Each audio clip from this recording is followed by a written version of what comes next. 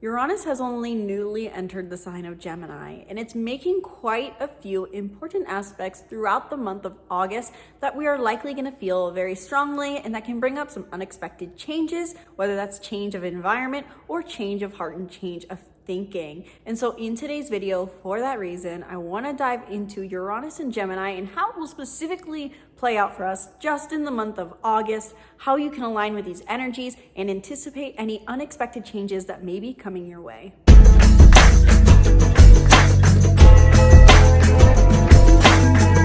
Hello and welcome back to the channel. I'm Isabel, your spiritual rebel friend, and today I want to talk about Uranus and Gemini in the month of August of 2025.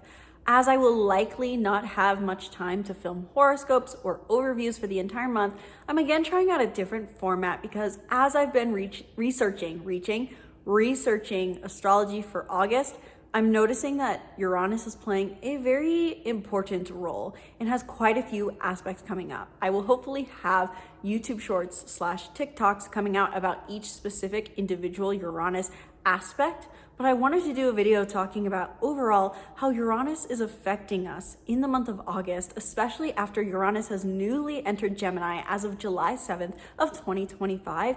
And this is bringing up 7 years worth of changes to our mind, curiosity, and more. And so I want to break this down specifically, this 7-year transit, into a smaller time frame in how it's specifically affecting us in August, as it is creating multiple different aspects with different planets, both positive and more challenging. So in today's video, I'm going to go into some of these transits, what they specifically mean, and what in the end the core lesson and invitation is of this transit to keep in mind throughout this month, and something for you to hopefully contemplate, as Uranus and Gemini is so fear-mongered and confusing oftentimes in astrology.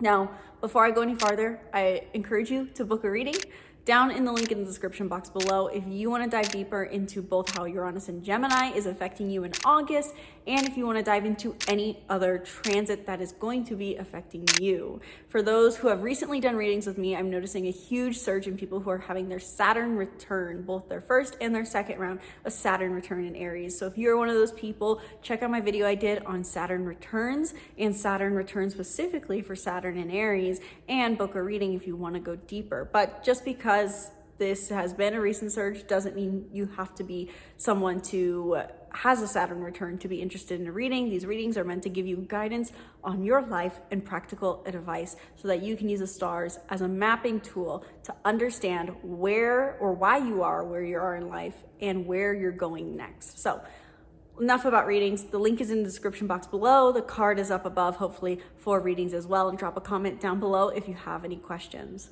So let's start by talking about the basics of Uranus being in Gemini. As a recap, as I always love to do in format, I want to talk about the planet, the sign, and then the planet in the sign. And then we'll talk about specifically with that foundation in mind, how this applies to August for you. Uranus is the planet of innovative thinking. It is said to be the planet of unexpected change, lightning strikes, tower moments, and oftentimes I think I see the word chaos even associated with Uranus. But if you follow anyone on social media of any kind, if you follow any other astrologers, more likely than not, you've heard that if there's a Uranus transit, to get ready and expect the unexpected, and chaos is coming our way. And that is the reputation Uranus has formed because it does bring unexpected changes, lightning strikes, and oftentimes tower moments, or just sudden, unexpected, beneficial things coming our way. Uranus is the planet of unexpected change for the sake of innovation. Uranus is the modern ruler over Aquarius, and we know Aquarius is all about innovation. So you can see this theme that is coming up around Uranus. My phone, of course, is going to die. Mercury is retrograde is very true right now. But with Uranus being the planet of unexpected change, I want you to remember that it's in the end all about teaching us to change our perspective. Uranus is not only the planet of unexpected change, but it's said to be the higher octave of Mercury. So it represents our higher mind. Mercury is like our habitual programmed mind. Uranus is the mind we can tap into when we choose to think differently and rewire our brain. I really hope my audience is an audience that is familiar with that concept of rewiring your brain, but if that is an unheard term for you, please let me know in the comments below and I will delve deeper into that in a future video. But in the end, Uranus teaches you think differently. So the changes that come up for us in 7-year periods with Uranus transits is to bring a different perspective to a certain area of life in a certain concept. For example, the last 7 years we have had Uranus in Taurus. Look back over the last 7 years. Have you had unexpected changes to some form of stability in your life, whether that was a stable relationship, a stable career, a stable home, a stable income? Has something changed in this realm over the last 7 years that has helped you root into a greater picture, an idea of what stability really means and what stability really serves? This is the effect of Uranus.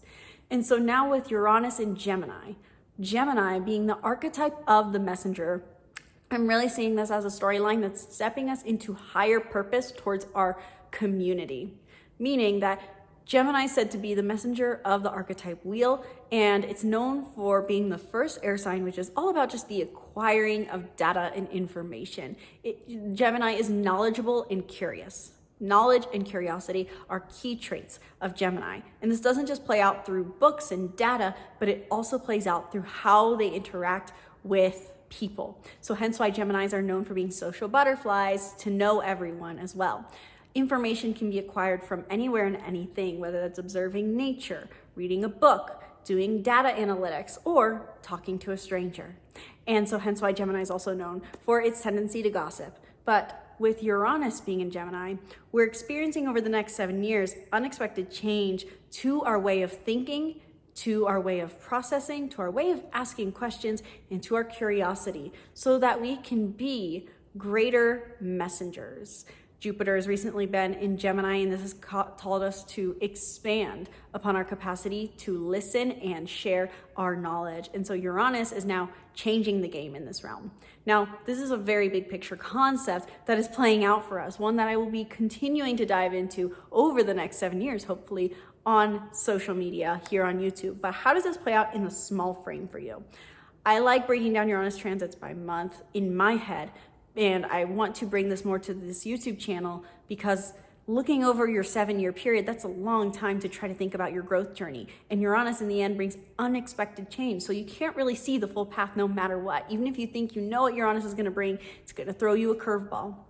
And so I will put dates over the screen of some of the key transits Uranus is doing this month, meaning specific mathematical aspects it's creating to other planets, such as Mars, such as Neptune and Saturn, I believe, and more. And maybe I will touch on a few of these today. I'm seeing where my thoughts take me so far, but I would recommend you take a screenshot over the screen of these core transits, because these are days when specifically unexpected change may happen. That is your really key takeaway when we're talking about Uranus transits. When there is a positive aspect, such as a sextile or a trine, which I believe are the only 2 positive aspects I have for this month, that's when you can expect a positive, unexpected change, something that's more light and freeing and lucky, and it feels like reaping reward. Whereas when we have an aspect such as a square or an opposition, I actually don't know if there's any oppositions this month. I think we just have a square. Squares are more challenging. They light a fire underneath us to make us uncomfortable and take action. So I don't like saying any transits are negative. So in this month, take the screenshot of the key dates where unexpected change may be happening for you. And in a minute, I'll talk about where. But key changes that may be happening for you, and note which ones may be more positive, so to say, and which may be more challenging if you're someone who likes to keep those in mind. I don't necessarily prepare for these transits and wait in hesitation, but I do keep them in mind on a note so that if I'm feeling off that day or funky, then I can look to this transit for deeper guidance and insight into why. Now, secondarily, for the month of August, it's really important for you to note what house Uranus is in Gemini in your chart. So look to your birth chart first and what house is Gemini according to your birth chart. And it's possible if you use the Placida system like I do, it will be 2 houses potentially, but note or write in a note, take a mental note of what houses in your chart Gemini is according to first your rising sign, and then find your sun sign and count, counterclockwise how far away Gemini is. Starting off with, let's say you're a Cancer sun, that's number 1. Cancer's 1, Leo's 2, not Leo 1 and then Virgo 2, if that makes sense. However many signs away it is, whatever number you've got, that's the house, so to say, that Gemini, Uranus and Gemini is transiting for you.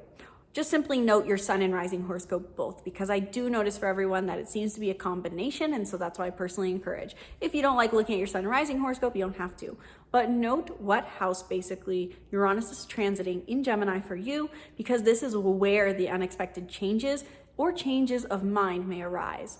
I do also want to loop back around to a concept to really keep in mind for August in practical application, that Uranus brings unexpected change if we are reluctant to change our way of thinking. For example, for me, over the last 7 years, maybe in the early years, I was very reluctant to changing my way of thinking in many ways.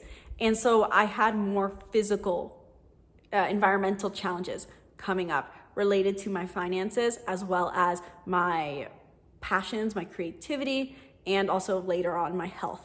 Around the last few years, when my health was severely affected in many ways, when Uranus was in Taurus, transiting my 6th house for my rising horoscope. But side note, simply put, I want to highlight the fact that Uranus only brings environmental changes in an unexpected way if we're not being open to listening to the universe for what we need to change in our thinking.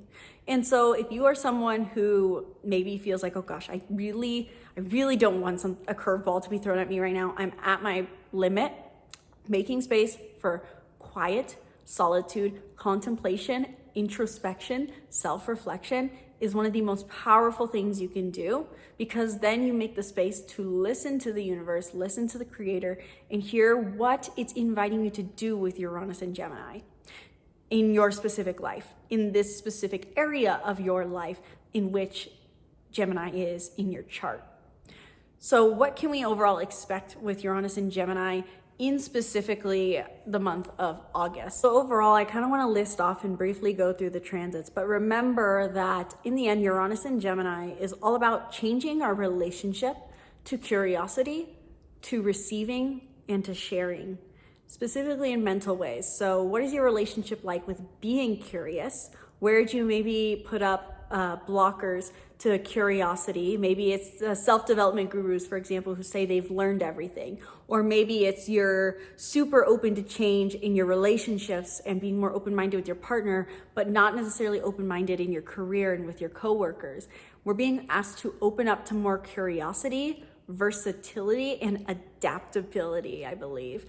Gemini, adaptability is a huge trait of Gemini. And so I think a lot of these events that may happen are also very much going to require us or ask us to be adaptable, because we want to embrace a more open, light, curious mentality. Gemini is like this toddler. And so Uranus being in Gemini is asking us to be more toddler-like, curious, and open in our relationship to how we respond to the world. Less anxious, more open, more lighthearted. Also, additionally, Uranus and Gemini could bring some unexpected changes, I think, to, in a collective way, air themes, which is like social networks, digital networks, social media, and also, frankly, I'm noticing already, since Uranus has entered Gemini, things related to planes and airlines and flights. Seriously, like I've met suddenly a sudden surge of so many people, including myself, who've had issues with airlines.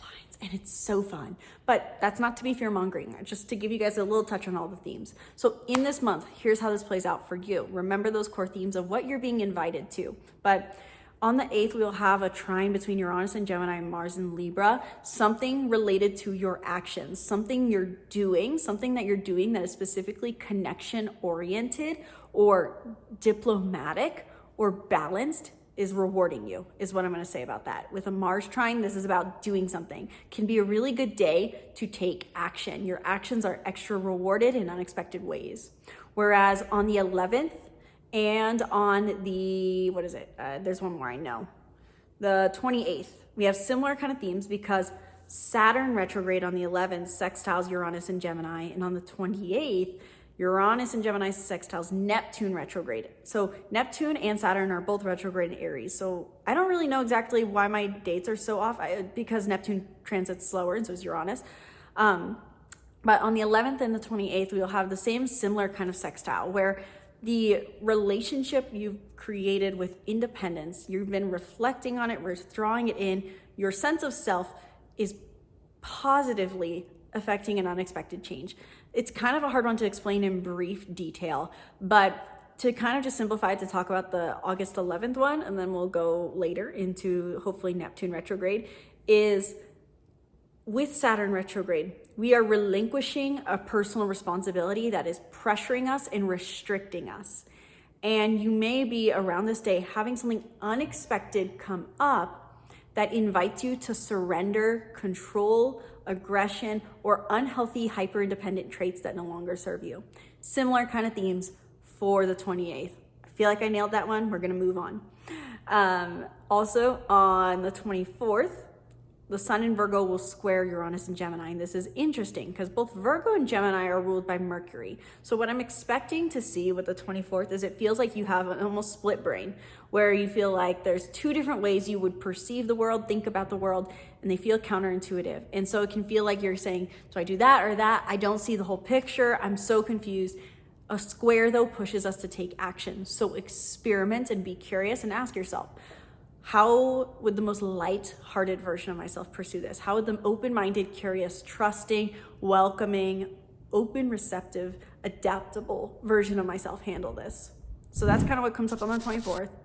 And then on the 26th, Venus enters Leo and directly, immediately sextiles Uranus and Gemini. So that's a good love transit, especially for those who are Aries, Sun and Rising, as well as Aquarius, Sun and Rising for love life specifically. Just to briefly summarize there.